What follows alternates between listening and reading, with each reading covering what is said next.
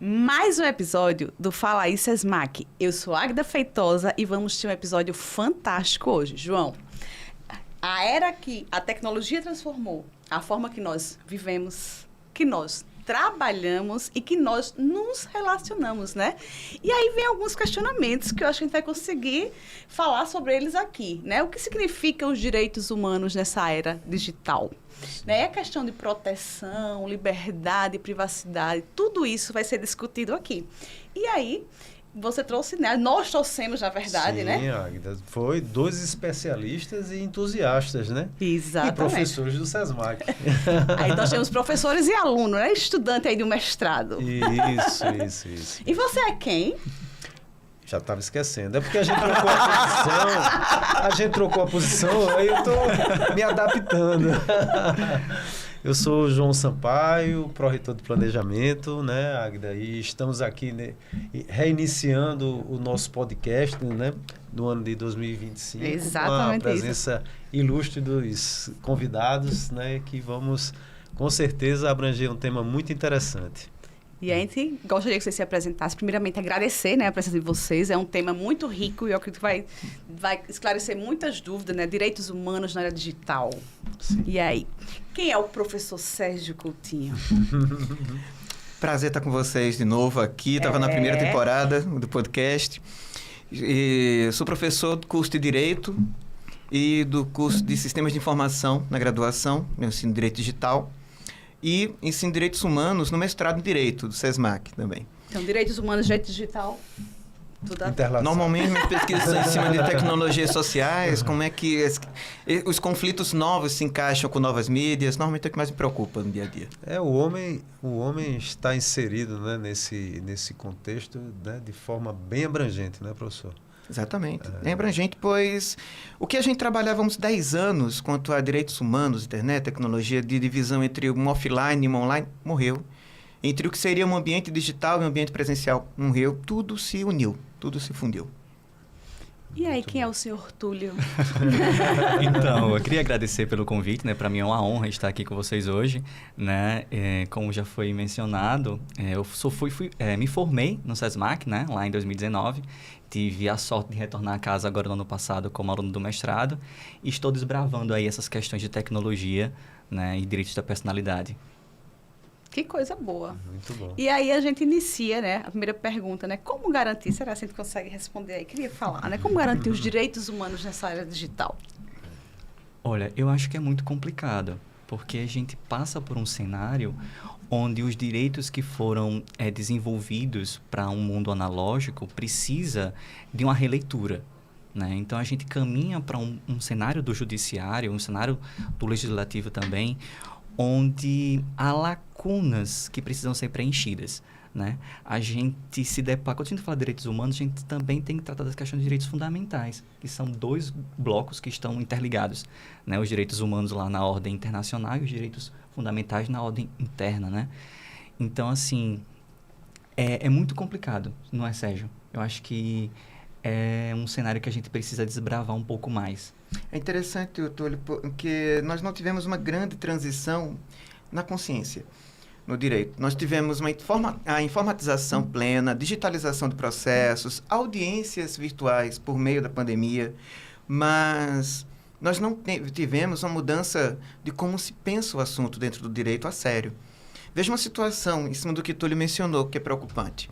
Digamos que alguém cria um perfil agora numa rede social, botando sua cara, botando seu nome, sem se esconder, para difundir declarações racistas, sexistas, para ofender uma pessoa especificamente.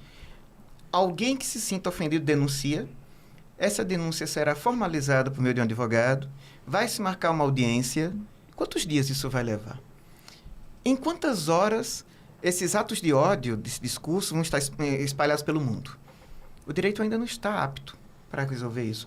As soluções que para meio que estancar aquilo ali, né? Que ele não avance tanto, né? A velocidade, e com relação à velocidade, principalmente, a resposta seria nesse sentido, professor? João, eu acompanhei um caso recente em que houve uma medida cautelar para retirar dos stories do Instagram uma mensagem difamatória um mês depois.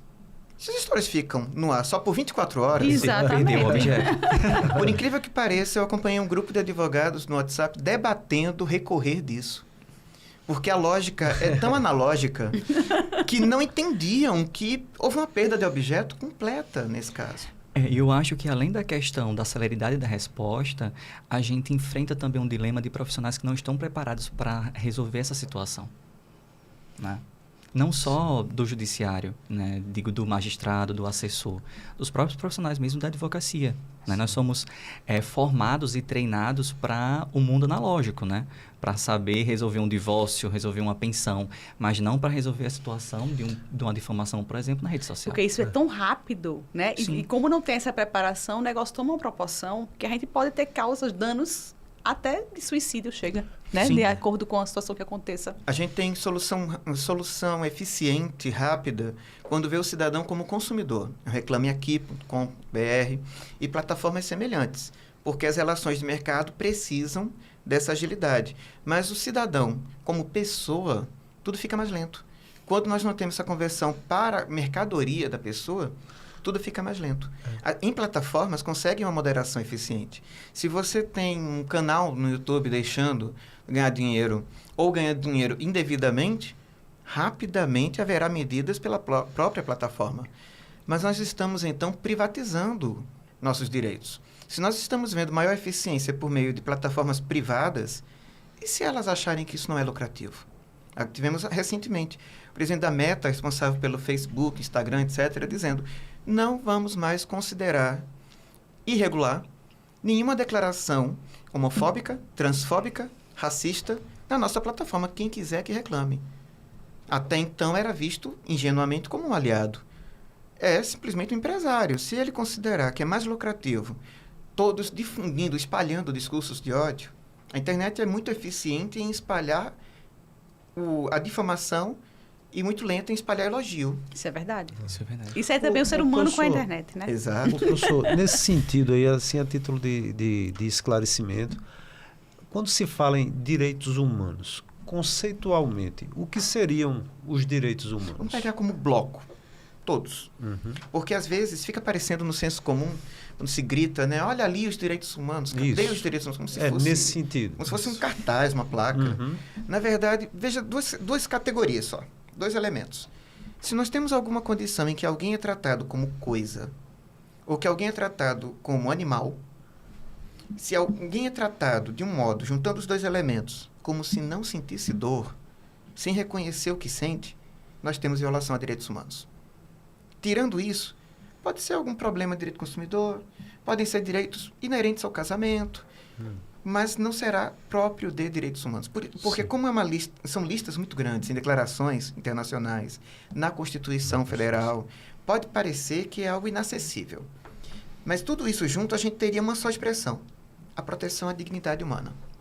Isso. Se estiver protegida a dignidade humana, a gente tem que ninguém é tratado como coisa, ninguém é tratado como bicho, e é reconhecido como alguém que sente dor. Se tivermos isso, e é engraçado, dito assim parece tão simples, e a humanidade está há séculos tentando realizar. Então, o Sérgio acabou de resumir um conceito amplamente complexo de uma forma muito clara. Exatamente. Né? Porque a gente aprende na faculdade que são aqueles direitos que são inerentes à pessoa humana, mas o conceito de pessoa humana também, do ponto de vista do direito, abrange inúmeras É questões. muito mais abrangente, né? Hã? E aí eu percebo assim, eu sou da área do marketing, né? Trabalho com toda essa parte de redes sociais, tudo mais. A gente a tecnologia fez isso, né? E as leis, elas estão, não sei se é a sensação que eu tenho, certo? Todos temos. Meio todos que temos. engateando em relação a esse processo da tecnologia, né? E aí a gente teve um avanço aí que foi a questão da LGPD, né? Uhum. Que é a Lei Geral de Proteção de Dados. E aí a minha pergunta é como garantir que a LGPD, né, no Brasil realmente consiga proteger os dados desses cidadãos? É interessante porque quando a gente fala de proteção de dados, a primeira coisa que vem na cabeça é LGPD. Isso. Só que existe uma movimentação do ponto de vista legal que ela é anterior ao marco da LGPD, né? A gente pode citar como exemplo, a questão da Lei de Acesso à Informação lá de 2011, né? A gente tem em 2014 o Marco Civil da Internet, né, que a doutrina gosta de chamar como a Constituição da Internet, já que ela traz princípios e regras gerais para regulamentar a internet no Brasil. Aí a gente tem, em 2018, a LGPD, né, o boom. Nossa, a gente vai realmente solucionar o problema. Só que do ponto de vista legal, já se viu que não é o suficiente, né? Nós tivemos 2 grandes avanços sobre essa questão agora em 2023. Né? A gente teve a apresentação do anteprojeto de reforma do Código Civil, né? Que hoje a gente não pode mais falar de anteprojeto, a gente fala de projeto de lei mesmo, porque já está no Senado Federal para ser analisado, né, que pretende incluir um livro de direito digital, né, no Código Civil. E a gente também teve a aprovação no Senado também, acho que no finalzinho de dezembro, salvo engano, do marco de regulamentação da IA no Brasil. Sim. Né? Então, assim, a gente tem vários mecanismos. Eu diria que o Brasil ele está muito bem ajustado nisso. Falta realmente pôr em prática, né? Esmiuçar um pouco mais essas questões, para poder tornar esse arcabouço legal tão vasto efetivo. Isso que Túlio mencionava tem um aspecto muito rico na LGPD, que é o que mais normalmente chama atenção, que é a proteção ao dado pessoal sensível. O dado pessoal sensível está descrito na LGPD de modo exemplificativo.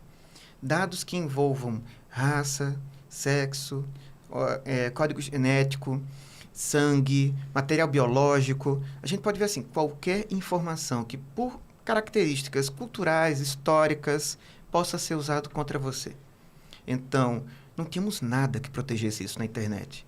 Agora, se eu tenho uma ficha de cadastro em algum lugar, Certo. para eu poder ter um financiamento, e pede ali orientação sexual. Certo. Ora, é para eu ter um financiamento. Isso influencia de que modo? Com certeza. É um dado pessoal sensível. Ou seja, não é porque eles estão pedindo minhas informações que eu vou querer saber só como eles protegem. Eu vou querer saber por que eles querem algo que pode se voltar contra mim por atos de ódio que há na sociedade, discriminações que há na sociedade. Então, é muito interessante quando a gente passa a ter atenção para o dado pessoal sensível. Veja uma situação que passou despercebida bem rica na pandemia. Nós tivemos um auxílio emergencial saindo. Certo. Esse auxílio emergencial foi liberado para pessoas em estado de miséria ou caindo da pobreza para a miséria, devido à pandemia, todos trancados. Então, rapidamente, a Caixa Econômica distribuindo cartões. 2 meses depois, a Caixa Econômica tentando disponibilizar empréstimo para essas pessoas, utilizando um dado pessoal sensível, a situação de miséria delas. Então, essas contas tinham que ser extremamente protegidas. São pessoas de uma vulnerabilidade digital enorme. Quando receberem um e-mail, é verdade absoluta. Nós temos uma migração sobre o acesso à verdade na nossa sociedade atual muito grande para nos informarmos por WhatsApp, para nos informarmos por Instagram. E ninguém controla mais. Não há mais um meio específico de jornalismo para dizer se algo seria verdade. Eu cresci tendo em consideração, esse jornal é de esquerda, esse jornal é de direita, posso comparar. Mas a notícia que alguém me mandou pelo WhatsApp dizendo que tal vacina pode causar não sei qual doença, eu vou levar um tempo para racionalmente, Águida, contestar. Quem tiver um discurso de ódio, transmite como verdade em um instante. O meio acadêmico, a racionalidade, a linguagem técnica é mais lenta do que o próprio direito. Nós temos muita dificuldade para combater essa informação baseada em ódio, baseada em medo, baseada em insegurança, porque nós demoramos para explicar. E espalha muito rápido. Muito. Né? Sim. E até nem todo mundo consulta a veracidade daquilo que ele recebeu. Não é verdade também? E nesse contexto, para complicar mais ainda tudo isso que estamos falando em termos de dificuldade com relação à agilidade, aos próprios conceitos, né, que estão inseridos nos direitos humanos, há também uma necessidade de fazer um parâmetro com relação à liberdade de expressão. Sim. Né? Que entra nesse contexto para complicar mais ainda, né? Porque a verdade, como o professor estava falando, não em alguns temas, é lógico, eu não estou fatiando, né, dizendo especificamente, mas em alguns temas há a questão da liberdade e da sua opinião, que complica mais ainda esse conceito que o professor está trazendo aqui, né? Como é que vocês enxergam, né? Eu não sei se eu estou equivocado, né? Mas nessa linha de liberdade de expressão e veracidade, como fica aí os direitos humanos? Olha, você tocou num ponto muito polêmico. Mas ele faz muito isso. Ele gosta dessas polêmicas. Porque falar dentro do contexto das redes sociais, liberdade de expressão, né, assim, puxando um gancho do que o Sérgio falou, sobre a questão da inveracidade, hoje algumas plataformas, graças à tecnologia, ela aponta, por exemplo, o antigo Twitter, né, o X, atualmente, ele aponta quando a pessoa tirou aquela informação do contexto, mas a gente só está, não sei se o Sérgio conhece outra rede social, mas eu só conheço realmente o Twitter, que faz esse tipo de serviço atualmente. O Instagram, ele notifica, porque eu já fui notificado mais de uma vez compartilhando algo que o Instagram achava que não era verdade, mas que era uma montagem, dito como montagem, era para humor. E ele dizendo, isso é baseado numa imagem, pode dar uma informação inverídica, recomendamos que apague. Recomendamos. Se eu não quiser... Eu não apago, continua lá. É exatamente essas questões que elas são, geralmente, questões problemáticas, né, de violações de direitos sociais que realmente são colocadas sobre esse manto da liberdade de expressão. Isso. Né, que só realmente eu posso colocar... As pessoas enxergam a internet como uma terra sem lei, então eu posso destilar... Falar o que quiser, né? A liberdade de expressão vem como justificativa de infringir os direitos dos direitos humanos. Né? Exatamente, é você querer tornar público as suas opiniões ocultas e você acaba se deparando com um grupo de pessoas que pensam da mesma forma e aí começa toda a situação que a gente tem visto, né? Só que a gente está falando continuamente de pessoas que têm perfil online. Certo. E os milhões de pessoas que não têm perfil online e estão sendo violados seus direitos todo dia. Vejam a situação que ocorre devido ao uso da biometria facial na segurança pública. Os totens pela cidade me incomodam, porque eu tenho visto reportagens de efeitos em Aracaju, em Recife, em São Paulo. Quem programa os sistemas de inteligência artificial para identificar a biometria facial e assim assinalar para a polícia. Olha, e foi muito sério, né? Mostrou já que teve casos seríssimos. Na reportagem no Fantástico, em 5 minutos havia uma viatura prendendo alguém sem direito de defesa, sem presunção de inocência, sem a família saber por que está sendo conduzido, sem a pessoa saber. Não, é porque o sistema disse. Como eu vou debater com o sistema? Eu vou ter um sistema próprio?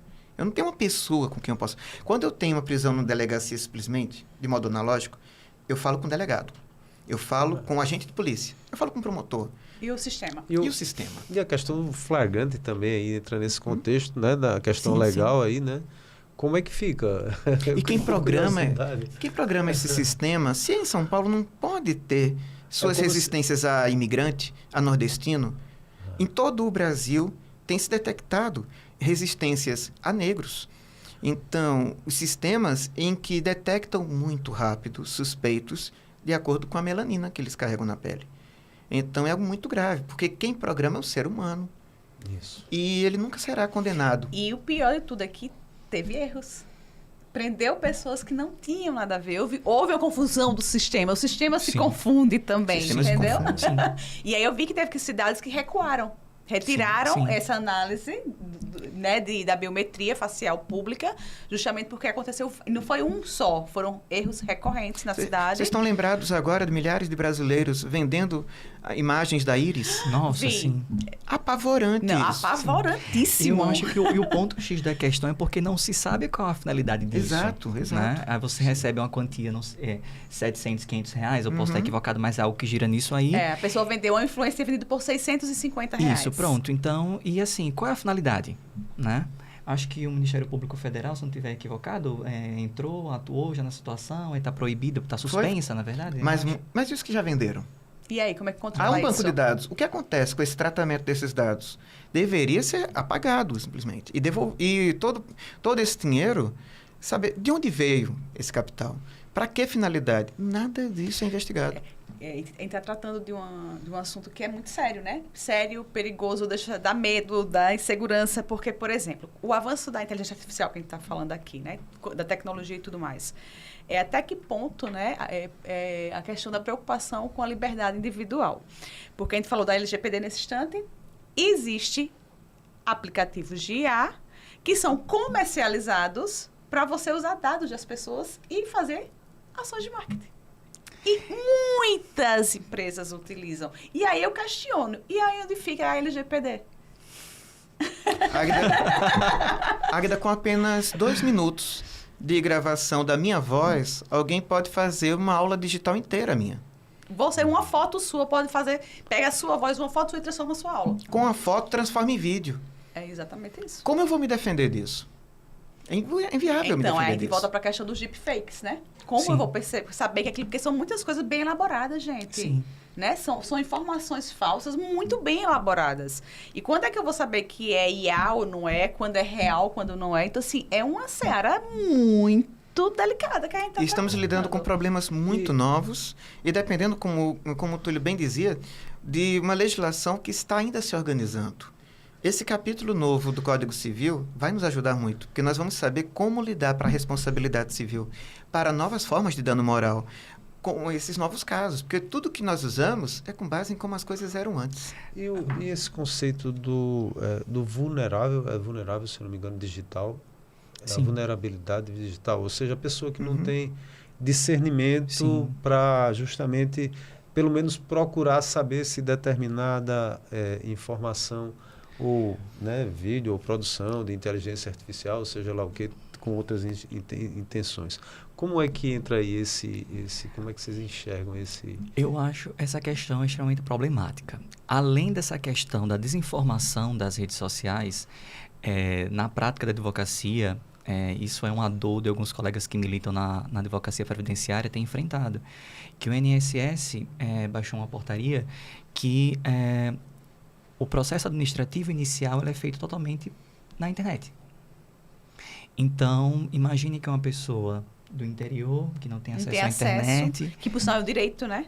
Sim, Ter, né? Sim. Precisa contar do apoio de alguém para poder criar uma conta lá no Gov, né? Que o Gov também se tornou a plataforma unificada para as informações no governo federal. E que tem pessoas hackeando o Gov, utilizando os seus dados. Nossa, isso é tão problemático, sabe? E quando você falava sobre essas empresas que vendem esses dados, eu lembrei que houve uma oportunidade que eu fiz uso dessas plataformas para obter informações de alguns clientes. No caso, o cliente principal havia falecido, a gente precisava saber quem eram os herdeiros. E é muito engraçado que pelo CPF da pessoa, a gente consegue saber o endereço, o telefone, quem são os parentes da família. Gente, e uma informação totalmente desnecessária, o signo da pessoa também sabe. É necessário, eu adoro saber o signo das pessoas. Pelo ascendente, né? Pela lua. Pode saber muito sobre alguém. Eu vejo a personalidade. Mas aí o que acontece? Entra como dado pessoal sensível Sim. o signo. Porque culturalmente, como muita gente considera determinante até de caráter, vai criar problemas. Porque eu não imaginava que alguém teria acesso a tanta coisa sobre mim. E é vendido isso, né? Sim. E assim, nem vendido, por exemplo, eu fui ministrar uma palestra e aí eu sempre faço uma dinâmica de apresentação, porque eu acho que é muito interessante a gente começar, dependendo do nosso tempo que a gente tem, claro, conhecer quem são as pessoas que eu vou estar ali, porque a gente vai dialogando e conforme o perfil daquela turma ali, né? E aí eu lanço a atividade, eles se apresentam e depois eu vou me apresentar. Na hora que eu ia me apresentar, uma pessoa já disse, você é Águida Maria da Veiga Feitosa. Foi no chat GPT, fez quem é Águida? Toda a minha vida estava lá, descritinha para ele. Eu fiz, é isso mesmo, sou eu mesma, então não precisa nem eu falar. E você tendo falado do chat GPT, Águida, a gente ganha um novo problema para direitos humanos no espaço digital. Vamos considerar o chat GPT sem erros. Certo. Porque ele está muito próximo disso. Quem tiver uma versão paga, ele filtra os próprios erros em grande medida. Sim. Vamos considerar, então, ele sem essa parte, considerar a informação errada. Eu tenho, crescentemente, a geração que está hoje na escola, tendo que estiver ali como um oráculo, dono da verdade absoluta. É verdade, mas é verdade. Onde vai mesmo. ficar o debate, a reflexão? Quando eu tiver, então, uma instituição que difunde informações contra algum grupo, como o presidente dos Estados Unidos está fazendo agora contra imigrantes, dizendo que são animais, terroristas, bandidos, o tempo inteiro, dizendo não existe trans na cidade, na sociedade. Se está todo mundo usando inteligência artificial para se informar, e os Estados Unidos programam a maioria das inteligências artificiais, e as Big Techs estão todas ao lado do presidente, onde fica a verdade? Como discutir? Como discordar disso? Vamos ter que estar ao redor de uma fogueira para poder debater contra eles? Então, é um cenário muito novo, em que temos que descobrir novos caminhos de organização para uma resposta a essas medidas, porque estão se organizando muito bem as Big Techs para não terem que responder a lutas por direitos humanos, para fazer o que quiserem. Está ficando muito mais difícil continuamente. Ainda bem que nós contamos com curso de psicologia, curso de farmácia, para poder cuidar de nós, porque está complicado. Eu estava aqui refletindo, que eu estava fazendo mestrado, aí tive a oportunidade de ler um livro chamado História e Verdade.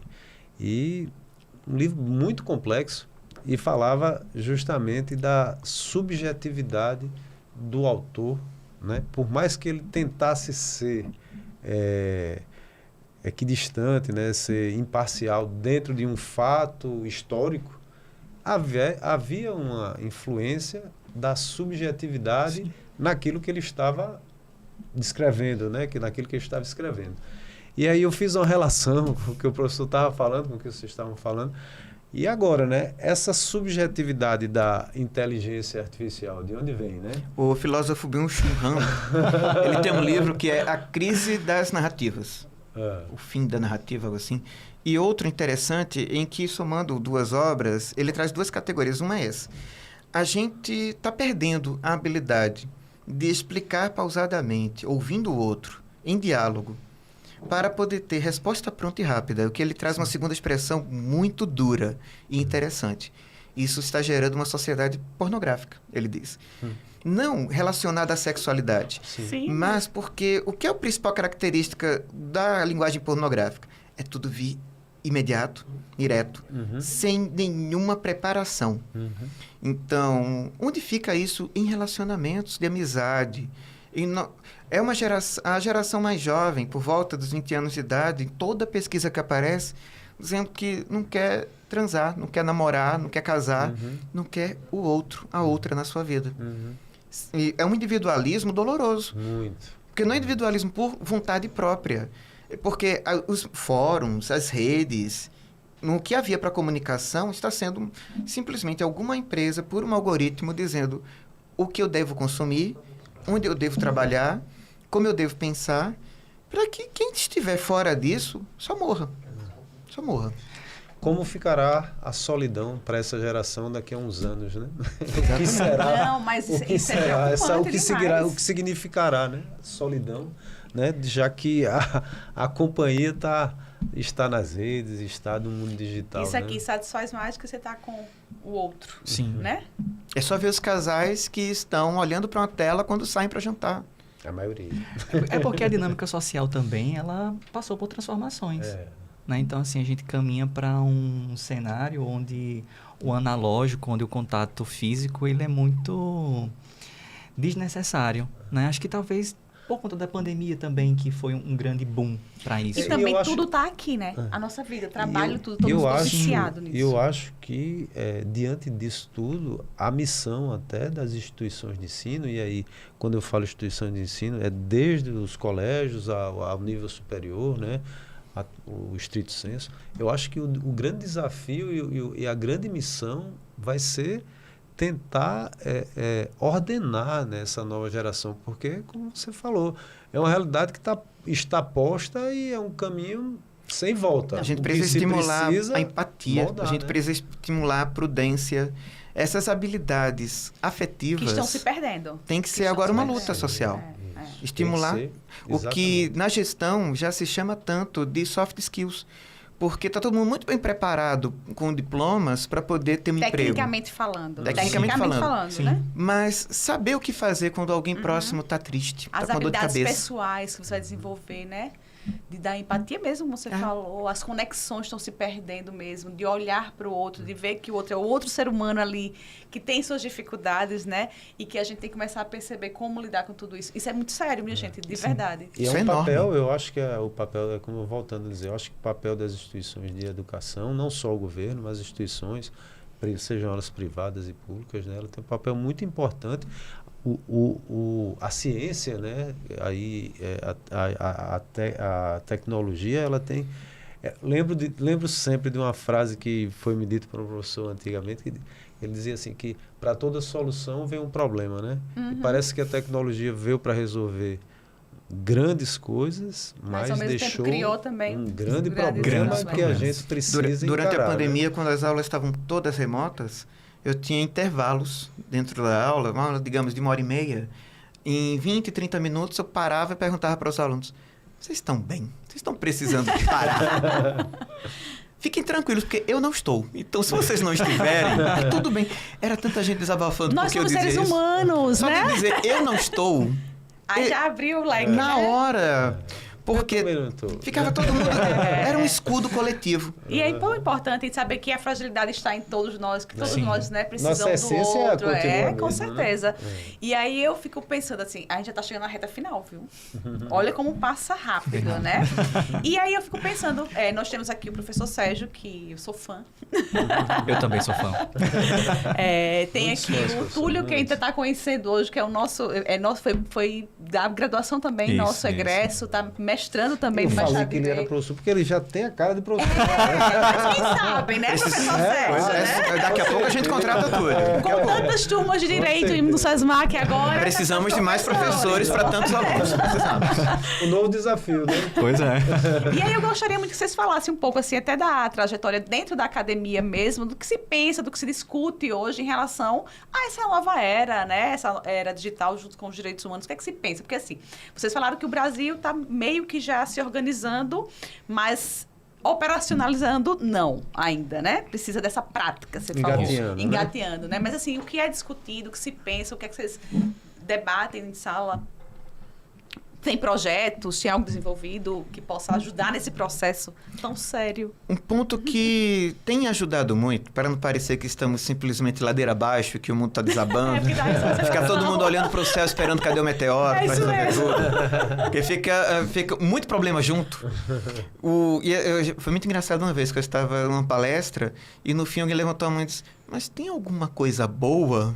O pessoal quase chora. Eu acho que eu exagerei naquela hora, eu acho que eu exagerei. Numa situação assim, João, Águida, a gente pode pensar assim, estamos tendo espaços. Quando nós falamos sobre essas questões, tem quem ouça. Veja, nós estamos tendo episódio nesse podcast, vai ser assistido. Quando eu falo de sala de aula, os alunos não saem entediados, eles prestam atenção. Ou seja, há uma necessidade coletiva. E se nós temos essas mídias, esses espaços, essas tecnologias, não são simplesmente Big Techs, nós usamos. As mídias são nossas também. Então, se nós ocupamos para reclamar, para reivindicar, nós estamos dando novas condições. Veja que o Brasil inteiro pôde opinar nesse novo capítulo, no novo novo projeto do Código Civil. Os projetos de lei têm espaço agora no site do Congresso Nacional em que as pessoas contribuem. Isso é uma inovação fantástica. Muitas leis surgiram assim. Por quê? A dor coletiva, as pessoas vão se identificando. A empatia digital está surgindo. Então, é possível ter esse caminho também. A grande questão que eu vejo é nós aceitarmos que é preciso ter essas habilidades que são humanas estimuladas no ambiente digital. Perfeito. Nós não podemos procurar só habilidades técnicas, porque nisso, daqui a pouco a gente não se distingue de robô. Então, para nos distinguirmos, a gente tem que saber. Do outro lado tem alguém que sofre, tem alguém que chora, tem alguém que reclama, tem alguém com a família. Que eu estava uma vez dando aula, numa aula remota, e do outro lado eu ouvindo alguém cantando uma musiquinha de niná para uma criança. Bom, quase 10 da noite, tem alguém botando o filho para dormir. Se nesse momento eu dissesse atenção para a aula, desliga esse microfone, eu estava criando constrangimento só. Eu só fiz uma coisa, eu agradeci porque era a primeira vez. Eu já tive muito em aula pessoas dormindo, mas pessoas botando outras para dormir. Foi uma inovação. Ou seja, aquela pessoa depois, quando viu o que aconteceu, riu. Então, se nós estimulamos empatia, se nós estimulamos compaixão, nós paramos para ouvir o outro no ambiente digital, é uma coisa muito engraçada. Quantos youtubers sofrem porque eles, para não se desumanizarem, fazem questão de ler comentários de ódio. É um paradoxo. Eu sei que o comentário é ruim para mim, mas sem eles. Eu trato o outro que me assiste como gente? Não trato. Então, eu tenho que ir para o sacrifício. E no momento, o que eu vejo em seguida, boa parte deles, depois, agradecendo a comunidade que criam. Porque, com o tempo, aquela mensagem de ódio fica isolada. E aí vão vendo grupos que se unem de modo presencial, em um bar, em um cinema, em um lançamento de um livro. Ou seja, existe muito espaço para a humanidade no ambiente digital. Mas como tudo é muito novo, a gente está descobrindo esse espaço ainda. E aí precisamos falar e falar mais. Muito, né? muito. Mas eu acho que além desses espaços que Sérgio falou, e aqui a gente tem que puxar um pouquinho a sardinha para a instituição, um excelente espaço é o programa do mestrado em Direito, sabe? A gente tem 2 linhas de pesquisa, uma delas que se propõe realmente a aprofundar essas transformações das relações jurídicas privadas, né? Então, algo que é muito caro para mim, que eu tenho visto, compartilhando quase 1 ano com os meus colegas de turma, né?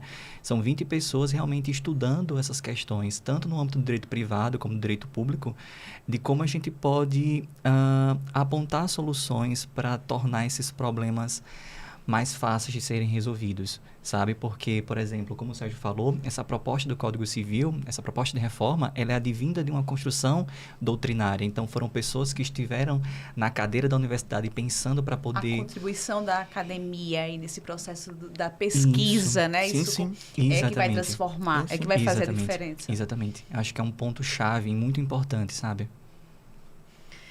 Então, a gente é um tema rico, né? Sim. Rico, preocupante, que dá vontade de chorar, mas o professor Sérgio no final trouxe a luz ali no fundo do túnel. Tem tanto. Quem quiser pode testar depois que nós 4 somos reais. Nós 4 não somos avatares de inteligência artificial.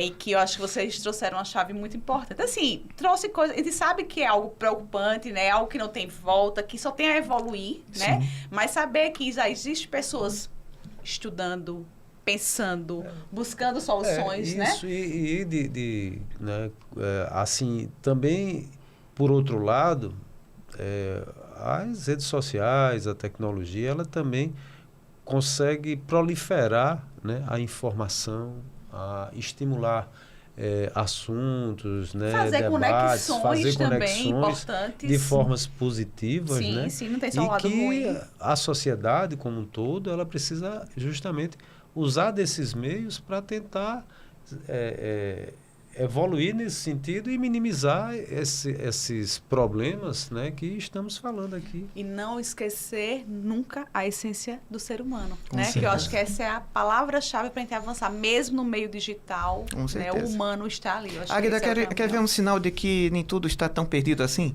Foi por meio desses mesmos ambientes digitais que nos despertam tantas preocupações que conseguimos salvar milhares de vidas na enchente do Rio Grande do Sul. Verdade. Mobilização disso foi muito grande, né? Toda online. É verdade. Toda online. Verdade. Há campanhas todo instante surgindo novas. Se você olhar os sites de vaquinhas online, todos eles têm campanhas beneficentes, campanhas para colaborar com cirurgias. E eu posso, com R$100, com R$50, ou simplesmente divulgando o link, salvar uma vida não sei onde. Verdade, isso é Então, tudo depende em grande parte de para onde direcionamos também nossas vontades. Perfeito. Nossas escolhas. Porque não adianta ficar reclamando do mundo onde vivemos. Não, vamos agir, fazer Exato. algo, né? Plantar ali e ir colhendo. Sim, exato. Gente, de verdade, chegou ao fim. Vocês serão convidados para outros e outros professores. Com O processo prazer. já está retornando aí, né? É só chamar. E aí a gente termina sempre com um brinde, tá? Do nosso Falar aqui.